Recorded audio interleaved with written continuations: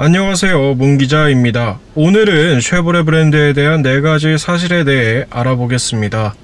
시작에 앞서 쉐보레, 국내에서는 지속되는 노사 갈등과 낮은 수익성으로 인한 철수설 등 계속되는 어려움을 겪고 있는데요. 그럼에도 꿋꿋이 내일을 향해 걸어가고 있습니다. 연말 콜로라도와 트래버스 그리고 트레일 블레이저 등 다양한 신차를 내놓으며 다시 한번 시장 공략에 나선다죠. 아무튼 세계로 눈을 돌리면 현대만큼이나 대중의 많은 사랑을 받고 있는 그런 브랜드이기도 합니다. 2019년 기준 전세계 자동차 판매량 순위를 살펴보면 쉐보레는 현대에 이어 7위에 랭크되어 있습니다. 즉 한국이라는 작은 시장 속에서는 그 입지가 좁을지 몰라도 세계 무대에서는 그 위상이 결코 작지 않다는 것을 뜻합니다. 그럼 긴말 각설하고 바로 시작하겠습니다. 첫 번째로 쉐보레는 스위스 태생 레이서이자 자동차 엔지니어인 루이 쉐보레에서 이름을 따왔습니다. 1911년 당시 레이서로 각광받던 루이 쉐보레는 그해 11월 3일 미국의 사업가이자 GM의 창립자인 윌리엄 두란트와 뜻을 합쳐 쉐보레 설립에 지대한 공을 세웠습니다. 여기서 한 가지 흥미로운 사실은 루이 쉐보레는 죽을 때까지 단 한 번도 쉐보레란 브랜드를 소유한 적이 없었다는 그런 사실입니다. 표면 그대로 받아들이면 이름만 제공한 셈이죠. 여하튼 쉐보레는 1912년 6기통 엔진이 들어간 시리즈 C 클래식 6를 시작으로 시장에서 그 입지를 서서히 넓혀 나갔습니다. 두 번째로 쉐보레의 첫 로고는 포드와 상당히 유사했습니다. 진보해 보일 수 있는 로마자 필기체였죠. 지금의 나비 넥타이 로고는 1913년 처음 등장했습니다. 이 로고가 어떻게 탄생했는지에 대해서는 여전히 의견이 분분한데요. 쉐보레 창립자 듀란트가 프랑스 파리에 자리한 한 호텔의 금빛 십자가 벽지를 보고 만들었다는 설이 가장 유력합니다. 루이 쉐보레의 모국인 스위스 국기에서 착안했다는 얘기도 있습니다. 어찌됐든 이 나비 넥타이 로고는 1913년부터 2011년까지 총 9번의 진화를 거쳤습니다. 세 번째로 쉐보레는 1918년 세계 최초 픽업 트럭인 490 라이트 딜리버리를 시작으로 1930년 로드스터 트럭, 1947년 어드밴스 디자인, 1955년 태스크포스, 1960년 CK, 그리고 오늘날의 콜로라도, 실버라도까지 그야말로 픽업 트럭계의 강자로 군림하고 있습니다. 따라서 미국에서는 쉐보레 하면 픽업 트럭을 떠올릴 정도로 그 위상이 높다고 하는데요.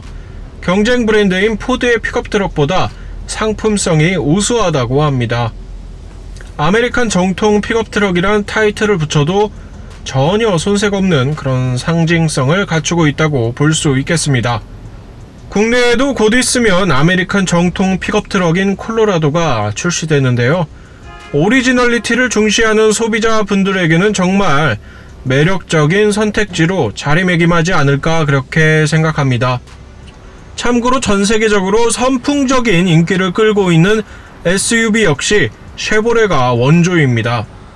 쉐보레는 1935년 8인승 서버밴 캐리오를 시작으로 SUV 시장을 개척했고 지금은 트랙스, 이코넉스, 블레이저, 트래버스, 타오, 서버밴 등 소형부터 대형까지 탄탄한 라인업을 구축하고 있습니다. 네 번째로 쉐보레를 대표하는 머슬카 카마로는 미국에서 세 번째로 인기 있는 모델입니다. 두 번째는 포드 머스탱이고 첫 번째는 쉐보레 콜벳입니다. 여하튼 이 카마로에 대해 하나둘 살펴보자면 먼저 이 카마로의 개발 단계 명칭은 펜터였습니다. 펜터, 스포츠카 이름으로는 어딘가 좀 어정쩡한 면이 없지 않아 있는데요.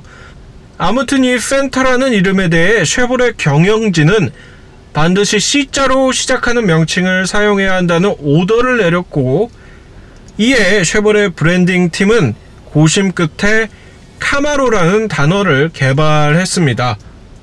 완전히 새롭게 고안된 단어이기 때문에 내포하고 있는 의미는 따로 없지만 옛 프랑스어로 우정, 친구를 뜻한다는 게 쉐보레 측의 설명입니다.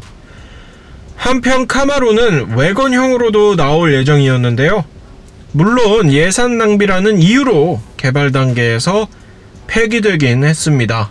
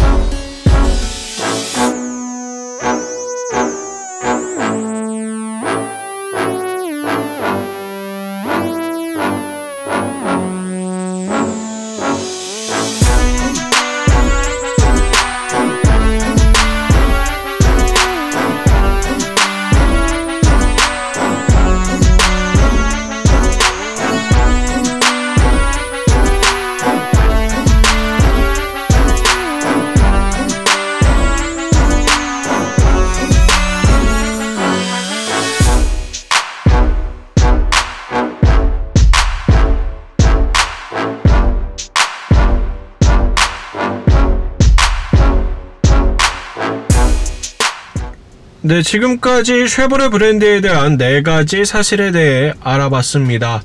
어떠셨는지요? 미국 브랜드이면서 국산차로 분류되는 쉐보레, 저에게는 늘 가까우면서도 먼 그런 제조사였는데요. 이번 콘텐츠를 준비하며 이제서야 이 황급히 보타이의 이면을 조금이나마 들여다본 것 같아 씁쓸하면서도 한편으로는 유익했던 그런 시간이었습니다. 그만큼 한국 GM이 차를 파는 데에만 몰두했으며 쉐보레가 갖고 있는 여러 이야깃거리에는 관심이 없지 않았나 그렇게 생각이 들기도 하고, 스토리텔링 없이 그저 실적에만 목을 매니 지금의 이런 상황을 맞이한 것 같기도 하고 여러가지 생각이 들었습니다. 아무튼 오늘 영상은 여기서 인사드리겠고요. 봐주셔서 감사하고 문기자였습니다. 감사합니다.